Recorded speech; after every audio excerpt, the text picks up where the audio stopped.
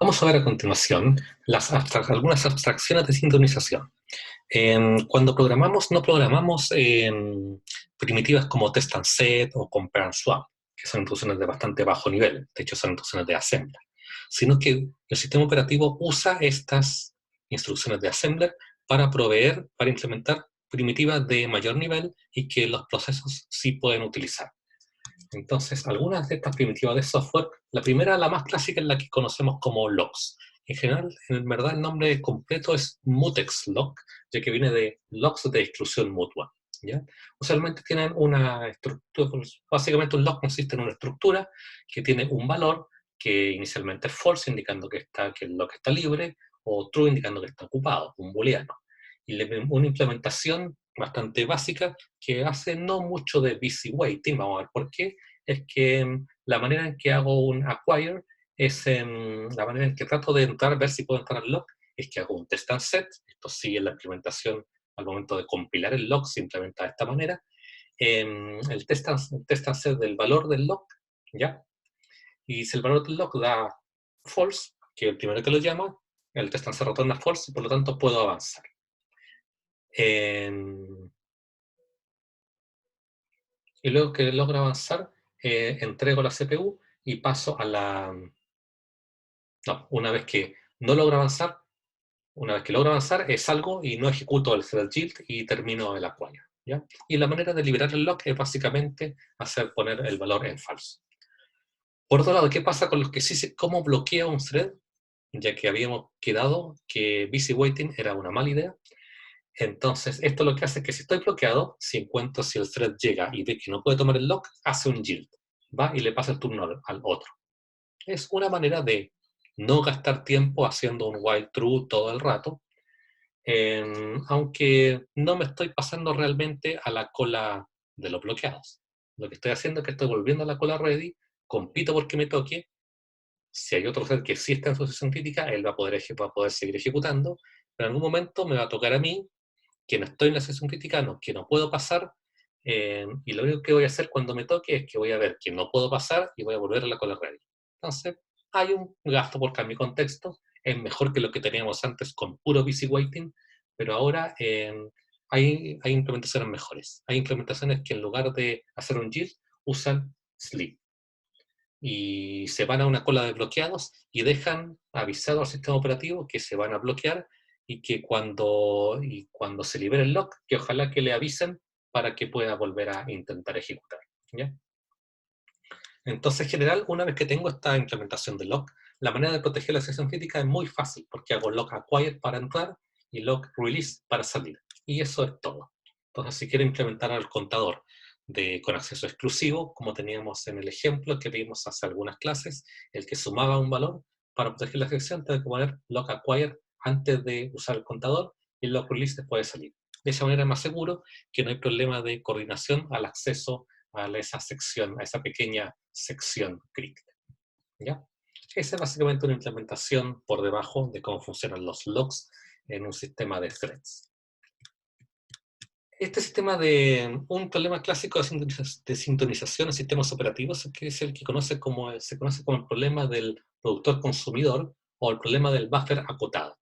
Básicamente consiste de un buffer de tamaño n con dos threads, uno que va escribiendo datos en este buffer, supongamos que sea un arreglo de chars y que alguien va escribiendo texto acá, y hay otro thread que se llama consumidor que va leyendo datos que alguien escribe en este buffer. ¿Ya? Entonces tenemos un espacio de memoria compartido, un buffer, con lugares donde un productor va llenando valores y lugares donde un consumidor, desde donde un consumidor va sacando valores. Lo podemos modelar como que tenemos un stock, cantidad de datos dentro, inicialmente vacío, algún tipo de dato almacenado en este almacenamiento, que es de un arreglo de tamaño n de algún tipo de datos. ¿Ya? Entonces, lo que hace el thread, este productor, el que escribe datos, es que parte con su valor in igual 0, que es donde va a empezar a escribir. Iterativamente, él produce un valor, de alguna manera genera un valor, y mientras el stock si el stock está lleno, si ya no hay lugares disponibles, va a ser un busy waiting. Pero una vez que termina ese busy waiting y se libera y que el stock ya es menor a n, Entonces, la posición en que le toca, en la posición in, guarda el valor, ¿ya? Ahí lo está produciendo, lo está agregando la regla. Y luego incrementa in. Lo hacemos módulo n solamente porque, para que sea circular. Y luego incrementa el stock, indica que hay una posición más en el stock. Por otro lado, el proceso consumidor lo que va a hacer es que tiene una posición, un valor int, que es el lugar donde va a leer a continuación, e iterativamente, mientras no hay stock, se queda pegado.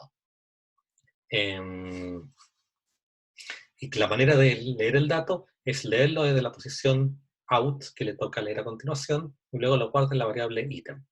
Y luego avanza el out iterativamente para poder leer de la siguiente posición, iterativa y circularmente, y reduce la cantidad de elementos almacenados. Y luego hace algo con ese ítem que acaba de leer. ¿Ya?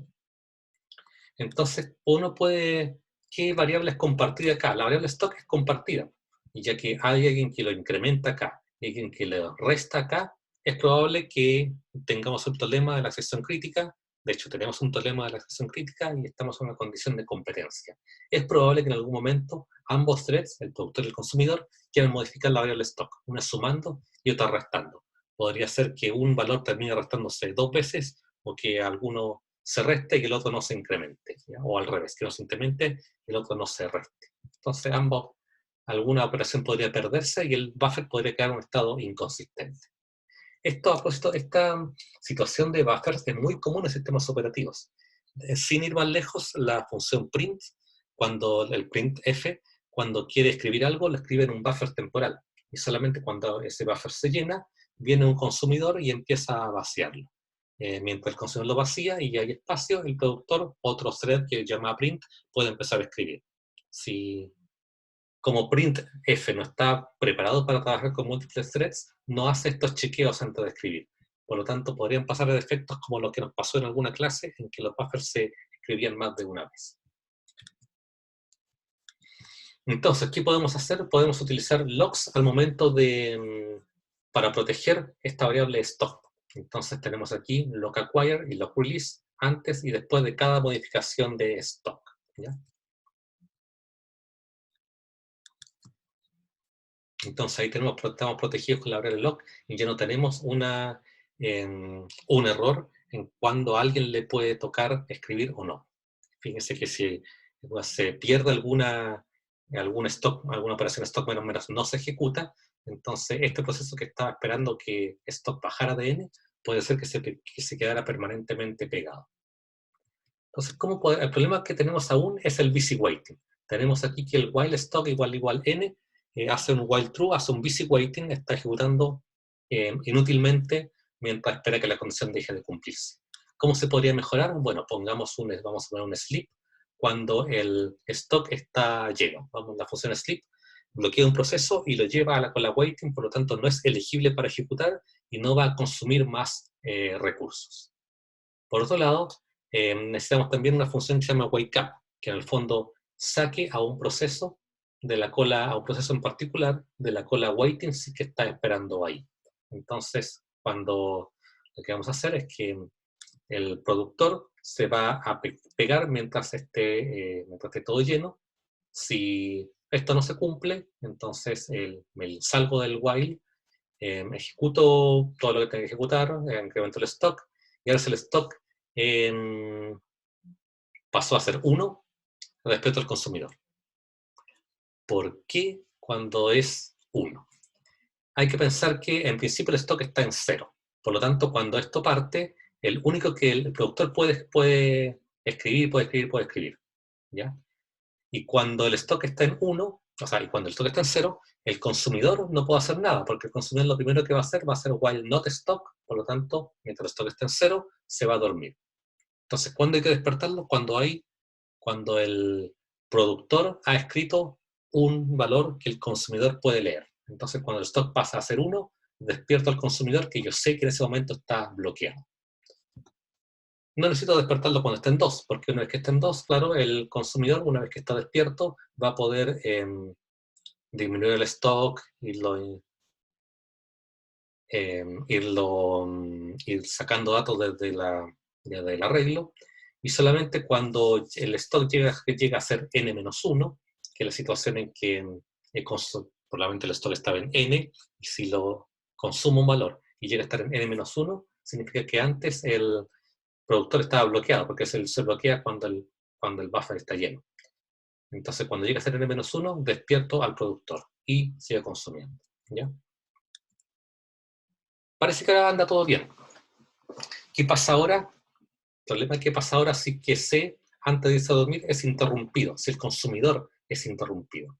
Entonces, si antes de irse, cuando C vio que el stock estaba vacío, y me interrumpen antes de dormir, justo en este momento, entre que decidí irme a dormir, decidí entrar al while porque el stock está vacío, y antes de irme a dormir, de ejecutar esta instrucción, entonces le toca al productor.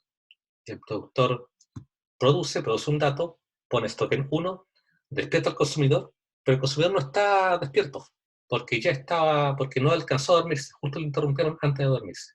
Entonces, si lo despierto, tiene el efecto de que no pasa nada, porque no está en la cola waiting.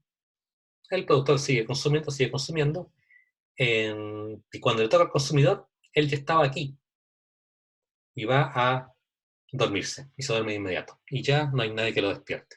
Y como tampoco no hay nadie que saque datos del buffer, el productor va a seguir llenando el buffer y no va a poder terminar nunca. Entonces aquí tenemos un problema justamente el problema que teníamos con los logs al principio, porque el hecho de mirar el valor de stock e irse a dormir no es una acción atómica. Entonces, eso nos dice que necesitaríamos otra primitiva para mejorar esta situación. Esta primitiva que nos va a permitir mirar el valor y en ese caso particular dormirse, van a ser los semáforos. Es la primitiva que vamos a ver a continuación.